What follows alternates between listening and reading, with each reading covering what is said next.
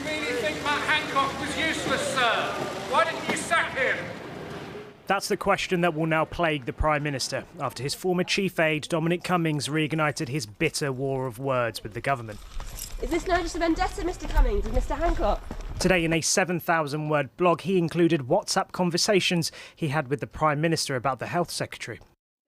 On March 27th, he messaged Boris Johnson to say Matt Hancock was sceptical about reaching his earlier promise of getting to 10,000 tests per day. The Prime Minister replied, totally effing hopeless. Similarly, on the same day, while talking about ventilators, Dominic Cummings said they'd totally effed up. The Prime Minister replied, it's Hancock, he has been hopeless.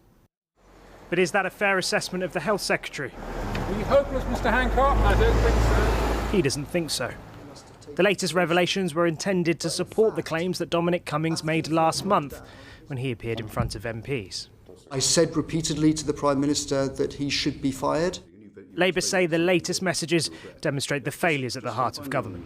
I think, it's a shambles, and actually if it's true what Dominic Cummings has said about the fact that he failed on PPE and he failed on our care homes and the Prime Minister knew about that, then there's questions of why the Prime Minister kept him in post and allowed more people to die unnecessarily. This former government advisor says that, ironically, he believes that the latest developments actually make Matt Hancock safer in his job. Dominic Cummings has certainly made his position very, very clear. I think he's going to keep going. I think there'll be more of this. But the fact remains that the Prime Minister needs to back his Health Secretary. Otherwise, it looks as if he's dancing to the tune of Dominic Cummings, and that's not a good look in terms of his own political position.